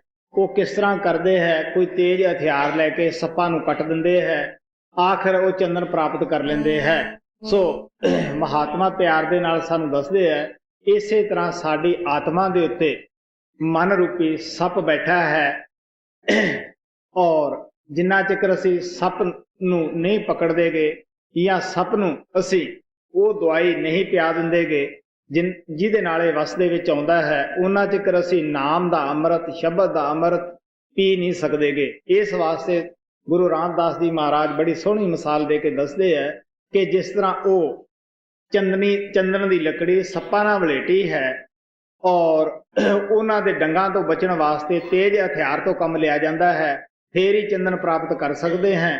ਇਸੇ ਤਰ੍ਹਾਂ ਸਾਡੀ ਆਤਮਾ ਦੇ ਉੱਤੇ ਇਹ 5 ਡਾਕੂ ਕਾਮ ਹੈ, ਕ੍ਰੋਧ ਹੈ, ਲੋਭ ਮੋਹ ਹੰਕਾਰ ਹੈ, ਇਹ ਬੈਠੇ ਹੈ। ਜਦ ਆਤਮਾ ਪ੍ਰਭੂ ਦੀ ਤਰਫੋਂ ਜਾਗ ਪੈਂਦੀ ਹੈ, ਸਾਨੂੰ ਪਤਾ ਹੀ ਹੈ ਕਿ ਜਦ ਚੋਰ ਘਰ ਦੇ ਅੰਦਰ ਹੈ, ਜਿਹੜੇ ਘਰ ਦੇ ਮਾਲਕ ਹੈ ਉਹ ਬਾਹਰ ਹੈ, ਜਦ ਘਰ ਦੇ ਮਾਲਕ ਆਪਣੀ ਆਈ ਤੇ ਆ ਜਾਂਦੇ ਹੈ, ਚੋਰ ਉੱਥੇ ਨਹੀਂ ਠਹਿਰਦਾਗਾ। ਇਸੇ ਤਰ੍ਹਾਂ ਜਦ ਆਤਮਾ ਜਾਗ ਪੈਂਦੀ ਹੈ, ਆਤਮਾ ਇਹਨਾਂ ਤਾਕਤਾਂ ਨੂੰ ਜਵਾਬ ਦੇ ਦਿੰਦੀ ਹੈ। ਫਿਰ ਕੀ ਹੈ ਕਿ ਇਹ ਚੋਰ, ਮਹਾਰਾਜ ਸਾਵਣ ਸਿੰਘ ਕਹਿੰਦੇ ਹੁੰਦੇ ਸੀ ਕਿ ਲੜਕਿਆਂ ਦੀ ਸ਼ਕਲ ਦੇ ਵਿੱਚ ਤੁਹਾਡੇ ਅੰਦਰੋਂ ਨਿਕਲ ਜਾਂਦੇ ਹੈ। ਕਾਮ ਵੀ ਦੱਸਦਾ ਹੈ ਕਿ ਮੈਂ ਜਾਣਨਾ ਹੈ ਕਿ ਮੇਰੀ ਗੁਜ਼ਰਨੀ, ਕਾਮ ਦੀ ਜਗ੍ਹਾ ਸ਼ੀਲ ਆ ਜਾਂਦਾ ਹੈ, ਸੰਜਮ ਆ ਜਾਂਦਾ ਹੈ। ਕ੍ਰੋਧ ਦੀ ਜਗ੍ਹਾ ਖਿਮਾ ਮਲ ਲੈਂਦੀ ਹੈ। ਇਸੇ ਤਰ੍ਹਾਂ ਲੋਭ ਦੀ ਜਗ੍ਹਾ ਸੰਤੋਸ਼ ਆ ਜਾਂਦਾ ਹੈ ਔਰ ਮੋਹ ਦੀ ਜਗ੍ਹਾ ਵਿਵੇਕ ਆ ਜਾਂਦਾ ਹੈ। ਵਿਰੋਧੀ ਤਾਕਤਾਂ ਅੰਦਰੋਂ ਨਿਕਲ ਜਾਂਦੀਆਂ ਹੈ ਔਰ ਦਿਆਲੀ ਤਾਕਤਾਂ ਸਾਡੇ ਅੰਦਰ ਆ ਕੇ ਘਰ ਕਰ ਜਾਂਦੀਆਂ ਹੈ। ਸੋ ਮਹਾਤਮਾ ਪਿਆਰ ਦੇ ਨਾਲ ਸਾਨੂੰ ਸਮਝਾਉਂਦੇ ਹੈ ਕਿ ਉਹ ਕਿਹੜੀ ਖੜਗ ਹੈ, ਕਿਹੜਾ ਹਥਿਆਰ ਕਾਰਗਰ ਹੈ, ਉਹ ਸ਼ਬਦ ਨਾਮ ਦਾ ਹਥਿਆਰ ਹੈ। ਕਿਉਂਕਿ ਸਾਨੂੰ ਸ਼ਬਦ ਧੁਨ ਦੇ ਨਾਲ ਸਤਿਗੁਰਾਂ ਨੇ ਲੈਸ ਕੀਤਾ ਹੋਇਆ ਹੈ। ਜਦ ਅਸੀਂ ਸ਼ਬਦ ਦੀ ਖੜਗ ਹੱਥ ਦੇ ਵਿੱਚ ਲੈਨੇ ਹੈ ਔਰ ਜਿਹੜਾ ਮਨ ਰੂਪੀ ਸੱਪ ਸਾਨੂੰ ਜ਼ਹਿਰ ਚੜਾਈ ਬੈਠਾ ਹੈ, ਇਹਨਾਂ 5 ਡਾਕੂਆਂ ਦੇ ਜ਼ਰੀਏ ਉਹਨਾਂ ਨੂੰ ਅਸੀਂ ਕੱਟ ਕੇ ਕਿ ਉਹਨਾਂ ਨੂੰ ਅਸੀਂ ਦੂਰ ਕਰਕੇ ਉਹਨਾਂ ਨੂੰ ਪਿੱਛੇ ਹਟਾ ਕੇ ਅਸੀਂ ਉਸ ਆਤਮਾ ਨੂੰ ਸ਼ਬਦ ਨਾਮ ਦਾ ਰਸ ਪਿਲਾ ਸਕਦੇ ਹਾਂ ਜੀ। ਚੰਦਨ ਵਾਸ ਪੁਰੰਗਮ ਮੇਰੀ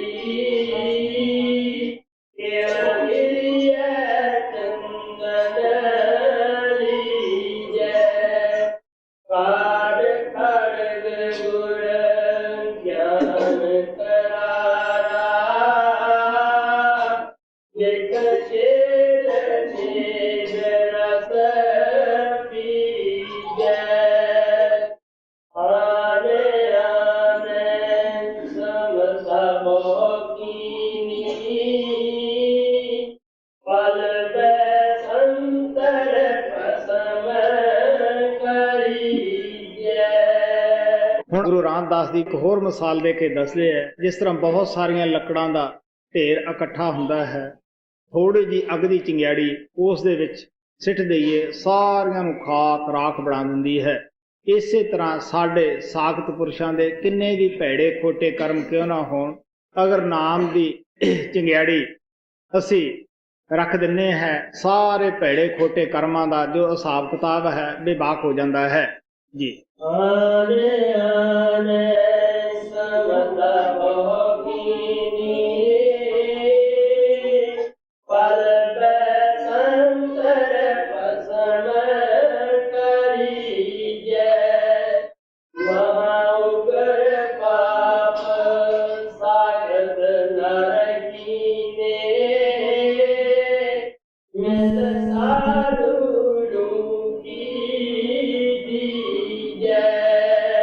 ਉਹ ਅਗਨੀ ਦਾ ਚੰਗਿਆੜਾ ਕਿੱਥੋਂ ਮਿਲਦਾ ਹੈ? ਮਹਾਤਮਾ ਕੋਲੋਂ ਮਿਲਦਾ ਹੈ। ਉਹ ਨਾਮ ਹੈ, ਨਾਮ ਅਗਨੀ ਦਾ ਕੰਮ ਕਰਦਾ ਹੈ। ਇਸ ਵਾਸਤੇ ਆਪ ਕਹਿੰਦੇ ਹੈ ਕਿ ਸਭ ਤੋਂ ਪਹਿਲਾਂ ਸਾਨੂੰ ਐਸੇ ਸਾਧੂ ਦੀ ਤਲਾਸ਼ ਕਰਨੀ ਚਾਹੀਦੀ ਹੈ ਜਿਸ ਦੇ ਅੰਦਰ ਉਹ ਨਾਮ ਪ੍ਰਗਟ ਹੈ, ਸ਼ਬਦ ਪ੍ਰਗਟ ਹੈ ਜੀ। ਪਾਪ ਸਾਗਤ ਨਰਕੀਨੇ ਮਿਲ ਸਾਧੂ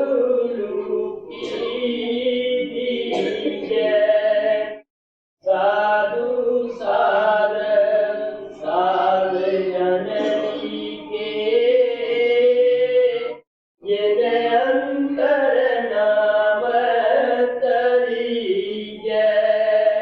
ਗੁਰੂ ਰਾਮਦਾਸ ਜੀ ਮਹਾਰਾਜ ਕਹਿੰਦੇ ਆ, ਮੈਂ ਕਿਹਨੂੰ ਸਾਧੂ ਕਹਿਣਾ ਹੈ, ਕਿਹੜੇ ਸਾਧੂ ਕੋਲੇ ਜਾਣਾ ਹੈ। ਕੋਈ ਘਰ-ਬਾਰ ਛੱਡਿਆ ਸਾਧੂ ਨਹੀਂ ਹੁੰਦਾਗਾ। ਜਿਹਦੇ ਨਾਲ ਕੋਈ ਜ਼ਿਆਦਾ ਤਕੜੀ ਪਾਰਟੀ ਹੈ, ਕੋਈ ਉਹ ਸਾਧ ਨਹੀਂ। ਕਹਿਣ ਲੱਗੇ ਜਿਹਨੇ ਸਾਧਨਾ ਕਰੀ ਹੈ, ਨਾਮ ਨੂੰ ਪ੍ਰਗਟ ਕਰ ਲਿਆ ਹੈ, ਆਪਣੀ ਆਤਮਾ ਨੂੰ ਮਨ ਦੇ ਪੰਜੇ ਤੋਂ ਆਜ਼ਾਦ ਕਰਾ ਕੇ ਸੱਚਖੰਡ ਪਹੁੰਚ ਗਿਆ ਹੈ, ਉਸ ਨੂੰ ਅਸੀਂ ਸੰਤ ਸਾਧੂ ਕਹਿੰਦੇ ਹਾਂ। ਇਸ ਵਾਸਤੇ ਆਪ ਕਹਿੰਦੇ ਆ, ਸਾਧੂ ਸਾਧ ਜਨਨੀ ਕੇ, ਜਿਨ ਅੰਤਰ ਨਾਮ ਤਰੀਜਾ, ਜਿਨ੍ਹਾਂ ਦੇ ਅੰਦਰ ਨਾਮ ਪ੍ਰਗਟ ਹੋ ਗਿਆ, ਜਿਨ੍ਹਾਂ ਨੇ ਸਾਧਨਾ ਕੀਤੀ ਹੁੰਦੀ ਹੈ, ਕੋਈ ਕੁਰਬਾਨੀ ਕੀਤੀ ਹੁੰਦੀ ਹੈ ਪਰਮਾਤਮਾ ਦੀ ਖਾਤਰ, 10-20 ਸਾਲ ਲਾਏ ਹੁੰਦੇ ਆ। ਤੁਸੀਂ ਕਿਸੇ ਮਹਾਤਮਾ ਦੀ ਹਿਸਟਰੀ ਪੜ੍ਹ ਕੇ ਦੇਖ ਲਓ ਕਿ ਉਹਨਾਂ ਨੇ ਕਿਤਨੀਆਂ ਮਿਹਨਤਾਂ ਕੀਤੀਆਂ। ਕਿਉਂਕਿ ਸਵਾਮੀ ਜੀ ਮਹਾਰਾਜ ਨੇ ਛੋਟੀ ਉਮਰ ਦੇ ਵਿੱਚ ਹੀ 17-18 ਸਾਲ ਇੱਕ ਹਨੇਰੀ ਕੋਠੜੀ ਦੇ ਅੰਦਰ ਬੈਠ ਕੇ ਅਭਿਆਸ ਕੀਤਾ। ਔਰ ਇਸੇ ਤਰ੍ਹਾਂ ਬਾਬਾ ਜੈਮਲ ਸਿੰਘ ਨੇ ਬਹੁਤ ਅਭਿਆਸ ਕੀਤਾ। ਉਹ ਮੰਜੇ ਨੂੰ ਖੜਾ ਕਰ ਲੈਂਦੇ ਜਦ ਨੀਂਦ ਆਉਂਦੀ, ਔਰ ਲੱਤਾਂ ਚੌੜੀਆਂ ਕਰਕੇ ਖੜ ਜਾਂਦੇ ਸਨ। ਉਸ ਤੋਂ ਬਾਅਦ ਛਾਂਟਾ ਵੀ ਕੋਲੇ ਰੱਖਿਆ ਸੀਗਾ, ਅਗਰ ਨੀਂਦ ਆਉਂਦੀ ਛਾਂਟਾ ਮਾਰ ਲੈਂਦੇ ਸੀਗੇ। ਇਸੇ ਤਰ੍ਹਾਂ ਮਹਾਰਾਜ ਸਾਵਣ ਸਿੰਘ ਕਈ ਦਿਨ ਅੰਦਰੋਂ ਨਹੀਂ ਨਿਕਲਦੇ ਸਨ, ਜਿਨ੍ਹਾਂ ਦਾ ਆਪਾਂ ਭੰਡਾਰਾ ਬਾਬਾ ਸੋਮਨਾਥ ਦਾ ਮਨਾ ਰਹੇ ਹਾਂ। ਤੁਸੀਂ ਇਹਨਾਂ ਦੀ ਹਿਸਟਰੀ ਪੜ੍ਹ ਕੇ ਦੇਖ ਲਓ ਕਿ ਇਹਨਾਂ ਨੇ ਕਿਤਨੇ ਤਪ ਅਭਿਆਸ ਕੀਤੇ ਸਨ। ਜਦ ਮੇਰੇ ਪ੍ਰੀਚੇ ਬਾਬਾ ਸਾਵਣ ਸਿੰਘ ਨੂੰ ਬਾਬਾ ਬਿਸ਼ਨ ਦਾਸ, ਜੋ ਮੇਰਾ ਪਹਿਲਾ ਗੁਰੂ ਸੀ, ਕਰਾਉਣ ਲੱਗੇ ਕਿ ਇਹਨਾਂ ਨੇ ਧੂਣੇ ਵਗੈਰਾ ਤਪਾਏ ਹੋਏ ਹਨ, ਕਾਫੀ ਇਹਨਾਂ ਨੇ ਮਿਹਨਤ ਕੀਤੀ ਹੈ, ਲੇਕਿਨ ਇਹਨਾਂ ਨੂੰ ਸ਼ਾਂਤੀ ਨਹੀਂ ਆਈ, ਇਹਨਾਂ ਨੂੰ ਪਰਮਾਤਮਾ ਨਹੀਂ ਮਿਲਿਆਗਾ। ਆਖਰ ਉਹਨਾਂ ਨੇ ਕਿਹਾ, ਸਾਡਾ ਵੀ ਇੱਕ ਸੇਵਕ ਹੈ, ਬਾਬਾ ਸੋਮਨਾਥ ਨੂੰ ਸੱਦਿਆ, ਦਿਖਾਇਆ ਕਿ ਇਸਨੇ ਵੀ ਇਸ ਕਿਸਮ ਦੇ ਸਾਰੇ ਤਪ ਅਭਿਆਸ ਕੀਤੇ ਹੈ। ਸੋ ਮਹਾਤਮਾ ਸਾਨੂੰ ਪਿਆਰ ਨਾਲ ਦੱਸਦੇ ਹੈ। ਕਬੀਰ ਸਾਹਿਬ ਕਹਿੰਦੇ ਆ, ਦੁਨੀਆ ਦੀਆਂ ਰੰਗ ਰਲੀਆਂ ਮਾਣਦਿਆਂ ਨੂੰ ਕਦੇ ਪਰਮਾਤਮਾ ਨਹੀਂ ਕਿਸੇ ਨੂੰ ਮਿਲਿਆ। ਆਪ ਕਹਿਣ ਲੱਗੇ, ਸੁਖੀਆ ਸਭ ਸੰਸਾਰ ਹੈ, ਖਾਏ ਅਰ ਸੋਏ, ਦੁਖੀਆ ਦਾਸ ਕਬੀਰ ਹੈ, ਜਾਗੇ ਅਰ ਰੋਏ। ਦੁਨੀਆ ਖਾਂਦੀ ਹੈ, ਸੌਂ ਜਾਂਦੀ ਹੈ, ਔਰ ਮੈਂ ਸਾਰੀ ਰਾਤ ਜਾਗਦਾ ਹੈ, ਪਰਮਾਤਮਾ ਦੇ ਅੱਗੇ ਰੋਣਾ ਹੈ, ਤਰਲੇ ਕੱਢਦਾ ਹੈ ਕਿ ਹੇ ਪਰਮਾਤਮਾ, ਮੈਂ ਤੇਰਾ ਬੱਚਾ ਹਾਂ, ਤੇਰੇ ਵਾਸਤੇ ਤੜਫਦਾ ਹੈ, ਤੂੰ ਮੈਨੂੰ ਮਿਲ। ਇਸ ਵਾਸਤੇ ਆਪ ਕਹਿੰਦੇ ਆ ਕਿ ਦੁਨੀਆ ਦੀਆਂ ਰੰਗ ਰਲੀਆਂ ਮਾਣਦਿਆਂ ਨੂੰ ਪਰਮਾਤਮਾ ਅਗਰ ਮਿਲਦਾ ਹੋਵੇ ਤਾਂ ਸਭ ਨੂੰ ਮਿਲ ਜਾਣਾ ਚਾਹੀਦਾ ਹੈ। ਇਸ ਵਾਸਤੇ ਮਿਹਨਤ ਕਰਨੀ ਪੈਂਦੀ ਹੈ, ਰਾਤਾਂ ਜਾਗਣੀਆਂ ਪੈਂਦੀਆਂ ਹੈ, ਭੁੱਖ ਪਿਆਸ ਕੱਟਣੀ ਪੈਂਦੀ ਹੈ। ਸੋ ਮਹਾਤਮਾ ਪਿਆਰ ਨਾਲ ਕਹਿੰਦੇ ਹੈ, ਕੌਣ ਸਾਧ ਹੈ ਜੋ ਸਾਧਨਾ ਕਰਦੇ ਹੈ, ਜੋ ਦਿਨ ਰਾਤ ਜਾਗਦੇ ਹੈ, ਮਿਹਨਤ ਕਰਦੇ ਹੈ। ਗੁਰੂ ਨਾਨਕ ਦੇਵ ਜੀ ਮਹਾਰਾਜ ਦੀ ਹਿਸਟਰੀ ਪੜ੍ਹ ਕੇ ਦੇਖ ਲਓ, ਉਹਨਾਂ ਨੇ ਵੀ 11 ਸਾਲ ਠਿਕਰੀਆਂ ਰੋੜਾਂ ਦਾ ਵਿਛਾਉਣਾ ਕੀਤਾ, ਭੁੱਖ ਪਿਆਸ ਨੂੰ ਕੱਟਿਆ ਜੀ। ਸਾਧੂ ਸਾਧ ਜਨਨੀ ਕੇ, ਜਿਨ ਅੰਤਰ ਨਾਮ ਤਰੀਜੈ, ਪਰਸਨ ਕਰੇ ਸਾਧੂ ਜਨ, ਜਨ ਹਰ ਭਗਵਾਨ ਕੀਜੈ।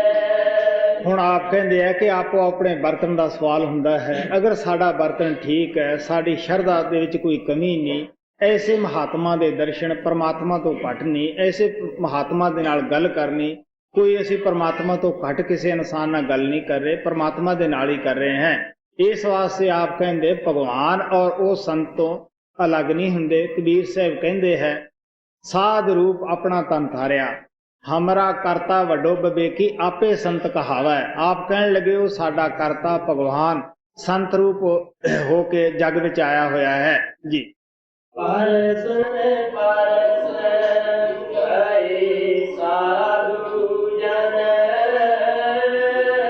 ਜਨ ਹਰ ਭਗਵਾਨ ਕੀਜੈ, ਸਾਧਤ ਸੂਤ ਗਾਉ ਗੁਰ ਦੀ ਪੜਿਆ, ਕਿਉ ਕਰ ਕਾਨ ਕਰੀਜੈ, ਸੰਤ ਸੂਤ ਕਿਛ ਨਿਕਸੈ ਨਾਹੀ, ਭਾਗਤ ਸੰਗ ਨਾ ਕੀਜੈ। ਆਪ ਨੇ ਪਹਿਲਾਂ ਸਾਧੂਆਂ ਦੀ ਮਹਿਮਾ ਗਾਈ ਕਿ ਕੌਣ ਸਾਧੂ ਹੈ ਜੋ ਸਾਧਨਾ ਕਰਦੇ ਹੈ, ਮਿਹਨਤ ਕਰਦੇ ਹੈ। ਔਰ ਹੁਣ ਆਪ ਸਾਖਤਾਂ ਦੀ ਹਾਲਤ ਦੱਸਦੇ ਹੈ ਕਿ ਸਾਖਤਾਂ ਦੇ ਮਨ ਕਿਸ ਤਰ੍ਹਾਂ ਗੁੰਝਲਾਂ ਨਾਲ ਭਰੇ ਹੋਏ ਹੈ। ਉਹ ਗੁੰਝਲਾਂ ਨਿਕਲਣ ਤਦ ਹੀ ਉਹ ਪਰਮਾਤਮਾ ਦੀ ਤਰਫ ਆਉਣ। ਇਸ ਵਾਸਤੇ ਆਪ ਕਹਿਣ ਲੱਗੇ, ਜਿਸ ਤਰ੍ਹਾਂ ਉਲਝੇ ਹੋਏ ਤਾਣੇ ਦੇ ਵਿੱਚੋਂ ਸੂਤ ਨਹੀਂ ਉਣਿਆ ਜਾ ਸਕਦਾਗਾ, ਕੋਈ ਤੰਦ ਹੀ ਸਾਬਤ ਨਹੀਂ ਨਿਕਲਦਾਗਾ, ਇਸੇ ਤਰ੍ਹਾਂ ਸਾਡੇ ਦੁਨੀਆਦਾਰਾਂ ਦੇ ਜਿਹੜੇ ਮਨ ਹੈ ਉਹ ਗੁੰਝਲਾਂ ਦੇ ਨਾਲ ਭਰੇ ਹੋਏ ਹੈ। ਔਰ ਗੁੰਝਲਾਂ ਨਿਕਲਣ ਸ਼ਬਦ ਨਾਮ ਦੀ ਕਮਾਈ ਦੀ ਤਰਫ ਅਸੀਂ ਫੇਰ ਹੀ ਆ ਸਕਦੇ ਹਾਂ। ਸੋ ਆਪ ਕਹਿਣ ਲੱਗੇ ਕਿ ਜਿਨ੍ਹਾਂ ਦੇ ਮਨ ਇਸ ਤਰ੍ਹਾਂ ਗੁੰਝਲਾਂ ਦੇ ਨਾਲ ਭਰੇ ਹੋਏ ਹੈ, ਦੁਨੀਆ ਜਿੱਥੇ ਸਮਾਈ ਹੋਈ ਹੈ, ਕਹਿੰਦੇ ਉਹਨਾਂ ਦੀ ਸੰਗਤ ਕਰਨੀ ਚਾਹੀਦੀ ਹੈ, ਸੋਭਤ ਕਰਨੀ ਚਾਹੀਦੀ ਹੈ। ਕਹਿਣ ਲੱਗੇ ਨਹੀਂ, ਐਸਿਆਂ ਤੋਂ ਤਾਂ ਲੱਖ ਕੋ ਦੂਰ ਰਹਿਣਾ ਚਾਹੀਦਾ ਹੈ। ਕਬੀਰ ਸਾਹਿਬ ਕਹਿੰਦੇ ਆ, ਸਾਖਤ ਸੰਗ ਨ ਕੀਜੀਏ ਦੂਰੋਂ ਜਾਈਏ ਭਾਗ, ਵਾਸਨ ਕਾਰੋਂ ਪਰਸੀਐ ਤੋ ਕੁਛ ਲਾਗੈ ਦਾਗ। ਆਪ ਕਹਿਣ ਲੱਗੇ ਸਾਖਤ ਨੂੰ ਤਾਂ ਦੂਰੋਂ ਦੇਖ ਕੇ ਹੀ ਭੱਜ ਜਾਣਾ ਚਾਹੀਦਾ ਹੈ, ਅਗਰ ਉਹਦੀ ਮਹਿਕ ਵੀ ਆ ਗਈ ਤਦ ਵੀ ਦਾਗ ਲੱਗ ਜਾਏਗਾ। ਸੋ ਇਸ ਵਾਸਤੇ ਮਹਾਤਮਾ ਸਾਨੂੰ ਦੱਸਦੇ ਹੈ ਕਿ ਸਾਖਤ ਕੈਸਾ ਹੈ ਜੈਸੀ ਲਸਣ ਕੀ ਕਾਨ, ਕੋਨੇ ਬਹਿ ਕੇ ਖਾਈਏ ਪ੍ਰਗਟ ਪਏ ਨਾਦਾਨ। ਵੀਰ ਸਾਹਿਬ ਕਹਿਣ ਲੱਗੇ ਕਿ ਸਾਖਤ ਤੋਂ ਦੂਰ ਰਹਿਣਾ ਚਾਹੀਦਾ ਹੈ। ਕਿਹਨਾਂ ਦੀ ਸੰਗਤ ਕਰਨੀ ਹੈ? ਜਿਨ੍ਹਾਂ ਦੇ ਅੰਦਰ ਪਰਮਾਤਮਾ ਪ੍ਰਗਟ ਹੈ, ਜੋ ਸਾਡੇ ਦਿਲ ਅੰਦਰ ਪਰਮਾਤਮਾ ਦੇ ਮਿਲਣ ਦਾ ਸ਼ੌਕ ਬਿਰੇ ਪੈਦਾ ਕਰਦੇ ਹਨ ਜੀ। ਸੰਤ ਸੂਤ ਕੇ ਚੈਨਿਕ ਸੈਨਾਈ, ਸਾਖਤ ਸੰਗ ਨਾ ਕੀਜੈ, ਸਤਿਗੁਰ ਸਾਧ ਸੰਗਤ ਹੈ ਨੀਕੀ, ਮਿਲ ਸੰਗਤ ਨਾਮ ਰਵੀਜੈ। ਕਿੱਥੇ ਜਾਣਾ ਹੈ? ਸਤਿਗੁਰੂ ਦੀ ਸੰਗਤ ਦੇ ਵਿੱਚ, ਸਤਿਗੁਰੂ ਦੀ ਸੋਭਤ ਦੇ ਅੰਦਰ। ਪਰਮ ਪਿਤਾ ਕਿਰਪਾਲ ਕਹਿੰਦੇ ਹੁੰਦੇ ਸੀ, 100 ਕੰਮ ਛੱਡ ਕੇ ਸੰਗਤ ਦੇ ਅੰਦਰ ਜਾਓ, 1000 ਕੰਮ ਛੱਡ ਕੇ ਅਭਿਆਸ ਅੰਦਰ ਬੈਠ ਜਾਓ। ਇਸ ਵਾਸਤੇ ਕਿਹੜੀ ਚੀਜ਼ ਕਰਨੇ ਵਾਲੀ ਹੈ? ਗੁਰੂ ਦੀ ਸੰਗਤ, ਗੁਰੂ ਦੀ ਸੋਭਤ ਜੀ। ਸਤਿਗੁਰ ਸਾਧ ਸੰਗਤ ਹੈ ਨੀਕੀ, ਮਿਲ ਸੰਗਤ ਨਾਮ ਰਵੀਜੈ, ਅੰਤਰ ਰਤਨ ਜਵੇ ਹਰਿ ਮਾਨਕ, ਗੁਰ ਕਿਰਪਾ ਤੇਰੀ ਜੈ। ਇਹ ਸਰੀਰ ਹੱਡ ਚ ਮਾਸ ਦਾ ਨਹੀਂ ਬਣਿਆ ਹੋਇਆ, ਇਹਦੇ ਅੰਦਰ ਨਾਮ ਦੇ ਰਤਨ, ਨਾਮ ਦੇ ਮੋਤੀ ਪ੍ਰਮਾਤਮਾ ਨੇ ਰੱਖੇ ਹੋਏ ਆ। ਲੇਕਿਨ ਜਦ ਅਸੀਂ ਗੁਰੂ ਨੂੰ ਆਪਣੇ ਉੱਪਰ ਖੁਸ਼ ਕਰ ਲੈਂਦੇ ਹਾਂ, ਉਹਦੀ ਸਿੱਖਿਆ ਦੇ ਉੱਤੇ ਚੱਲਦੇ ਹਾਂ, ਮਨ ਦੀ ਮਤ ਨੂੰ ਛੱਡ ਦਿੰਦੇ ਹਾਂ, ਤਦ ਹੀ ਅਸੀਂ ਇਹਨਾਂ ਨੂੰ ਪ੍ਰਾਪਤ ਕਰ ਸਕਦੇ ਹਾਂ ਜੀ। ਅੰਤਰ ਰਤਨ ਜਵੇ ਹਰਿ ਮਾਨਕ, ਗੁਰ ਕਿਰਪਾ ਤੇਰੀ ਜੈ। ਮੇਰਾ ਠਾਕੁਰ ਵੱਡਾ ਵੱਡਾ ਹੈ ਸੁਆਮੀ, ਅਮਰ ਕਿਉ ਕਰ ਮਿਲੈ ਮਰੀ ਜੈ। ਨਾਨਕ ਮੇਲ ਮਿਲਾਏ ਗੁਰ ਪੂਰਾ, ਜਨ ਕੋ ਪੂਰਨ ਦੀਜੈ। ਗੁਰੂ ਰਾਮਦਾਸ ਜੀ ਪਹਿਲਾਂ ਤਾਂ ਸਵਾਲ ਕਰਦੇ ਹੈ ਕਿ ਮੇਰਾ ਉਹ ਪਰਮਾਤਮਾ ਰਾਮ ਭਗਵਾਨ ਸਭ ਤੋਂ ਉੱਚਾ ਹੈ, ਮੇਰੀ ਆਤਮਾ ਦਾ ਸੁਆਮੀ ਹੈ, ਮੈਂ ਉਸ ਨੂੰ ਕਿਸ ਤਰ੍ਹਾਂ ਮਿਲਾਂ? ਦਿਲ ਦੇ ਅੰਦਰ ਤੜਫ ਹੈ ਕਿ ਉਹਨੂੰ ਜ਼ਰੂਰ ਮਿਲਣਾ ਚਾਹੀਦਾ ਹੈ। ਇਨਸਾਨੀ ਜਾਮਾ ਫਜ਼ੂਲ ਹੀ ਚ ਰਹਿ ਜਾਏਗਾ ਅਗਰ ਉਹ ਪਰਮਾਤਮਾ ਨਾ ਮਿਲਿਆ। ਹੁਣ ਆਪ ਹੀ ਅੱਗੋਂ ਜਵਾਬ ਦਿੰਦੇ ਹੈ, ਅਗਰ ਕੋਈ ਪੂਰਾ ਗੁਰੂ ਮਿਲ ਜਾਵੇ, ਪੂਰਾ ਮਹਾਤਮਾ ਮਿਲ ਜਾਵੇ, ਤਦ ਹੀ ਅਸੀਂ ਉਸ ਪਰਮਾਤਮਾ ਨੂੰ ਮਿਲ ਸਕਦੇ ਹਾਂ। ਉਹ ਪਰਮਾਤਮਾ ਨਾ ਤਾਂ ਜੰਗਲਾਂ ਵਿੱਚ ਹੈ, ਨਾ ਪਹਾੜਾਂ ਵਿੱਚ ਹੈ, ਨਾ ਉਹ ਪੋਥੀਆਂ ਦੇ ਅੰਦਰ ਹੀ ਸੁੱਤਾ ਹੋਇਆ ਹੈ। ਉਹ ਪਰਮਾਤਮਾ ਤਾਂ ਸਾਡੇ ਸਰੀਰ ਅੰਦਰ ਹੈ, ਸਾਡੀ ਦੇਹ ਔਰ ਵਜੂਦ ਦੇ ਅੰਦਰ ਹੈ। ਗੁਰੂ ਨਾਨਕ ਦੇਵ ਜੀ ਮਹਾਰਾਜ ਕਹਿੰਦੇ ਆ, ਸਭ ਕੁਛ ਘਰ ਮੇ ਬਾਹਰ ਨਾਹੀਂ, ਬਾਹਰ ਟੋਲਾ ਸੋ ਭਰਮ ਭਲਾਈ। ਬਾਹਰ ਕੀ ਹੈ ਤੁਹਾਨੂੰ ਪਤਾ ਹੈ, ਤੀਰਥਾਂ ਤੇ ਜਾਓ ਪਾਣੀ ਹੈ, ਔਰ ਮੂਰਤੀ ਨੂੰ ਪੂਜੋ ਪੱਥਰ ਦੀ ਹੈ। ਸੋ ਮਹਾਤਮਾ ਪਿਆਰ ਦੇ ਨਾਲ ਦੱਸਦੇ ਹੈ, ਉਹ ਪਰਮਾਤਮਾ ਤਾਂ ਸਾਡੇ ਸਰੀਰ ਅੰਦਰ ਹੈ, ਸਾਡੀ ਦੇਹ ਔਰ ਵਜੂਦ ਦੇ ਅੰਦਰ ਹੈ। ਲੇਕਿਨ ਅਸੀਂ ਉਹਨਾਂ ਦੀ ਸੰਗਤ ਔਰ ਸੋਭਤ ਦੇ ਜਰੀਏ ਹੀ ਮਿਲ ਸਕਦੇ ਹਾਂ ਜਿਨ੍ਹਾਂ ਨੇ ਕਿ ਉਹਨਾਂ ਪਰਮਾਤਮਾ ਨੂੰ ਪਾਇਆ ਹੈ, ਜਿੱਥੇ ਕਿ ਜਿਸ ਪੋਲ ਤੇ ਉਹ ਪਰਮਾਤਮਾ ਕੰਮ ਕਰਦਾ ਹੈ ਜੀ। ਮੇਰਾ ਠਾਕੁਰ ਵੱਡਾ ਵੱਡਾ ਹੈ ਸੁਆਮੀ, हम क्यों कर मिलै मलीजै नानक मेल मिलाए गुर पूरा जन को पूरा